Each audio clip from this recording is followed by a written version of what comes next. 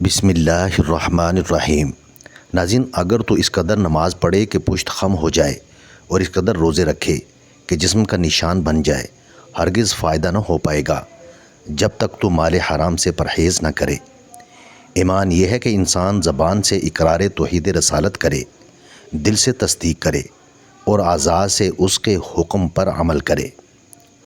جس کا لباس ضعیف اور ہلکا ہوگا اس کا ایمان بھی ضعیف ہوگا۔ امیروں اور بادشاہوں سے میل جول نہ رکھو جو دین سے نفور اور شریعت سے دور ہو۔ بھوک سے پہلے کھانا مکروہ ہے۔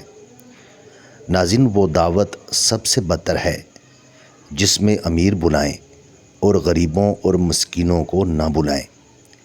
انسان کی دولت، طمع اور حرص علم و دانش کو بھی ضائع کر دیتی ہے۔ میزبان کو انتظار میں نہ ڈالو، مقررہ وقت پر پہنچو۔ بدعتی، ظالم، فاسق اور متکبر کی دعوت قبول مت کرو۔ علم کا مطالعہ کرو اور وہ علم اپنے دل کے حالات جاننے کا ہے۔ عابد کو کھانا کھلانا عبادت میں مدد کرتا ہے اور فاسق کو کھانا کھلانا فسق میں مدد کرتا ہے۔ خوراک بھوک سے کم کھاؤ تاکہ قوت عبادت اور صحت میسر آئے۔ مہمان کے سامنے تھوڑا کھانا رکھنا بے مروتی اور حد سے زیادہ رکھنا تکبر ہے۔ مہمان کے آگے کھانا رکھنے سے پہلے اہل و عیال کا حصہ نکال لو۔ جب تک بندہ اپنے نفس سے بر نہ آئے، دوسرے نفس کا ذمہ نہ اٹھائے۔ نکاح دین کا حصار ہے اور شہوت شیطان کا ہتھیار، اسی لیے نکاح اس کے شر سے بچانے والا ہے۔ جو کسب حلال نہ کر سکے اس کا نکاح نہ کرنا بہتر ہے، کیونکہ کسب حرام ایسا گناہ ہے کہ کوئی نیکی اس کا تدارک نہیں کر سکتی۔ عورتوں کو ضعف اور ستر سے پیدا کیا گیا۔ ضعف کا علاج خاموشی اور ستر کا علاج پردہ ہے۔ کبھی غصے میں بھی طلاق کا لفظ زبان پر نہ لاؤ۔ اللہ کو یہ امر سخت ناپسند ہے اور عورت کی دل شکنی کا موجب ہے۔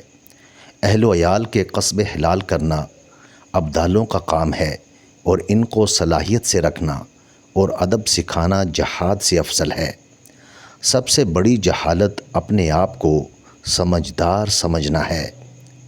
ناواجب احتیاط باعث تکبر اور نشان غرور ہے۔ زیادہ کھائے گا تو خواہش کے لیے ہو جائے گا، کیونکہ عبادت سے غافل ہوگا اور یہی نفس کی خواہش ہے۔ مسئلہ تقدیر ایک مشکل مسئلہ ہے، اس پر بحث نہ کرو۔ بدخلق سے دشمنی پیدا ہوتی ہے اور دشمنی سے جفاکاری، حسد، خباثت قلب کو ظاہر کرتا ہے۔